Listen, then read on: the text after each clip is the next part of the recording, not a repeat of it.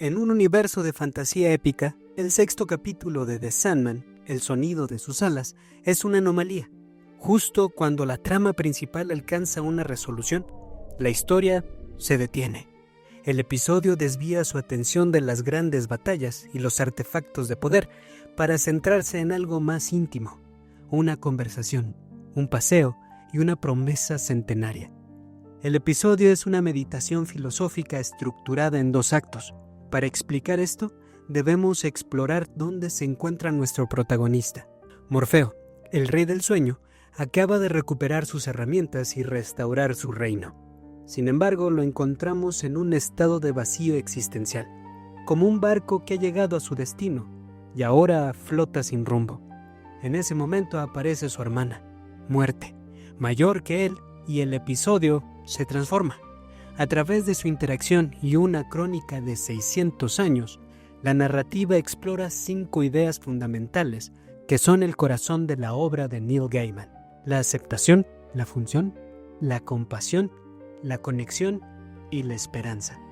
Acompáñenme a desglosar cada una de ellas. La muerte como compañera, no como enemiga. Nuestra cultura ha construido una imagen arquetípica de la muerte como una figura terrorífica, un final frío y antagónico. La obra de Gaiman, tanto en el cómic original como en la adaptación, toma ese concepto y lo destruye sistemáticamente. La muerte de The Sandman no es una entidad temible, es una presencia serena y empática. Su vestimenta y el ancla egipcio que lleva, símbolo de la vida, son una declaración de intenciones. Su función no es la de un segador, sino la de una guía. Es menos un verdugo y más una amable portera que nos acompaña en el último umbral. Esto nos da un entendimiento de su propósito, pero es a través de sus acciones que nuestra percepción se transforma. La primera interacción que observamos es con un anciano violinista. No hay terror, sino una aceptación tranquila. Muerte se sienta con él, valida su vida y su música, y le ofrece consuelo.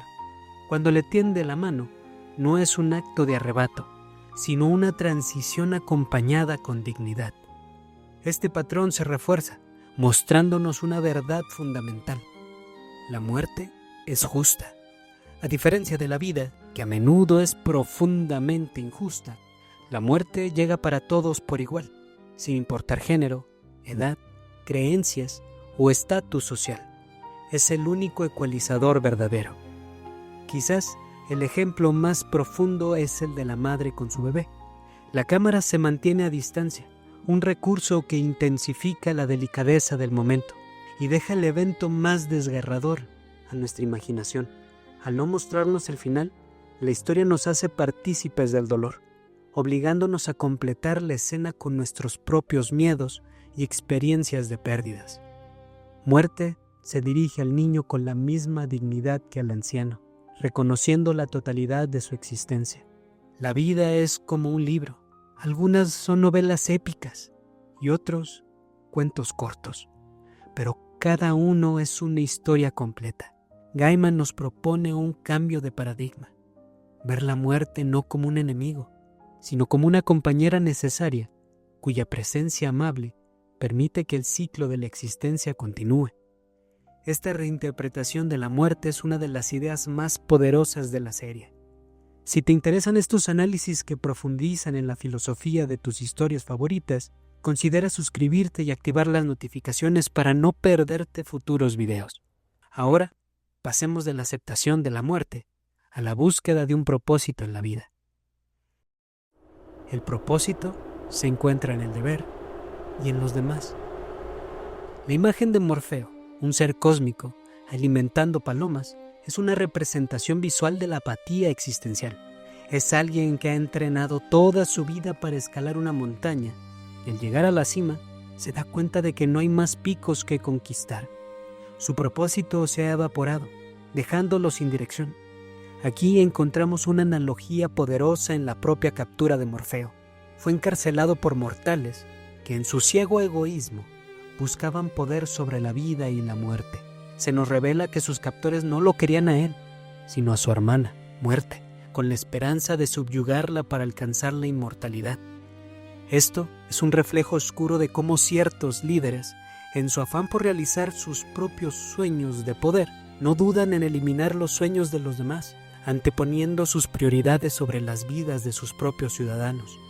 El deseo de capturar a muerte es el deseo de acabar con las vidas que se interponen en el camino.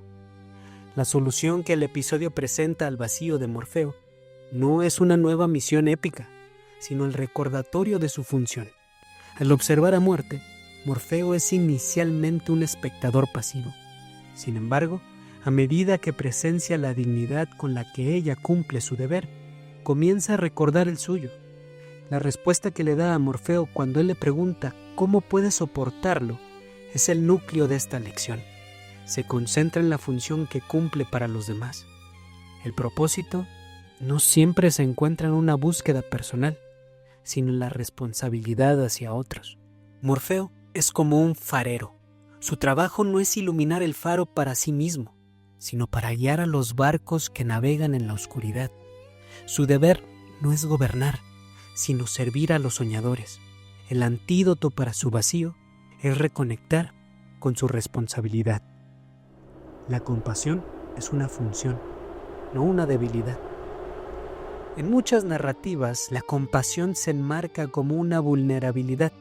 El propio Morfeo, al principio, es un ser de orgullo y rigidez, un monarca aislado por su propio poder. El sonido de sus alas subvierte esta idea, presentando la compasión como una función esencial del trabajo de la muerte. Su eficacia no reside en su poder sobrenatural, sino en su capacidad de ejercerlo con empatía. Sus interacciones son la prueba. Con Harry, el violinista, su compasión valida una vida entera.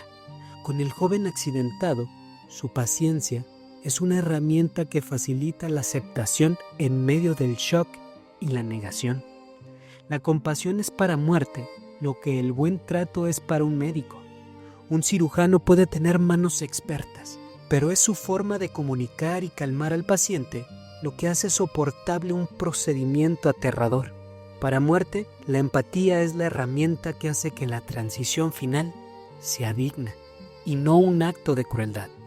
Su práctica de vivir un día como mortal no es un acto sentimental, sino un método para mantener afinada su herramienta más importante.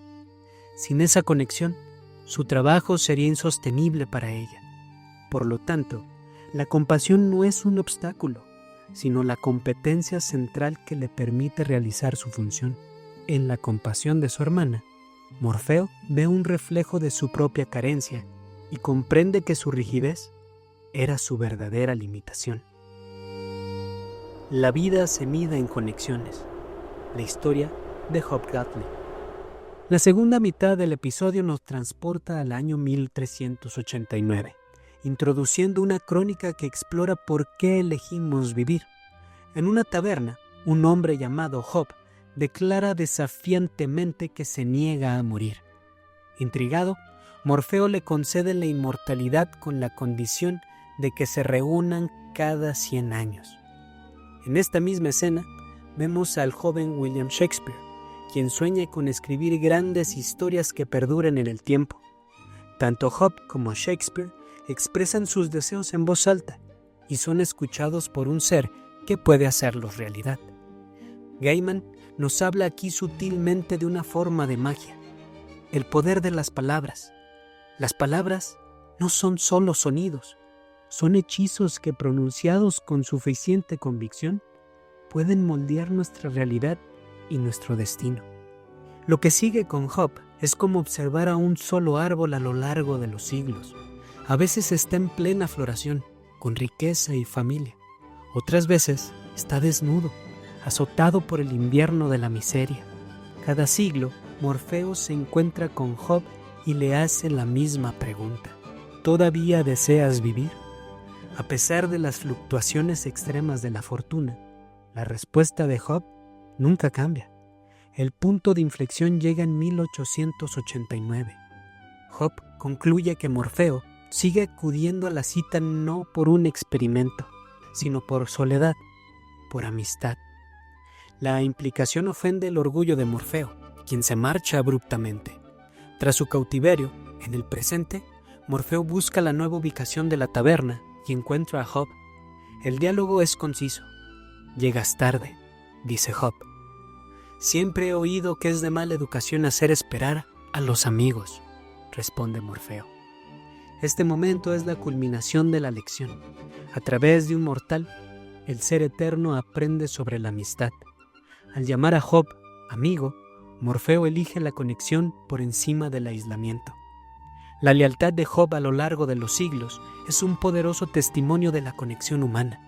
Me encantaría saber qué piensan ustedes. ¿Qué es lo que realmente mantuvo a Job con el deseo de vivir a pesar de tantas pérdidas?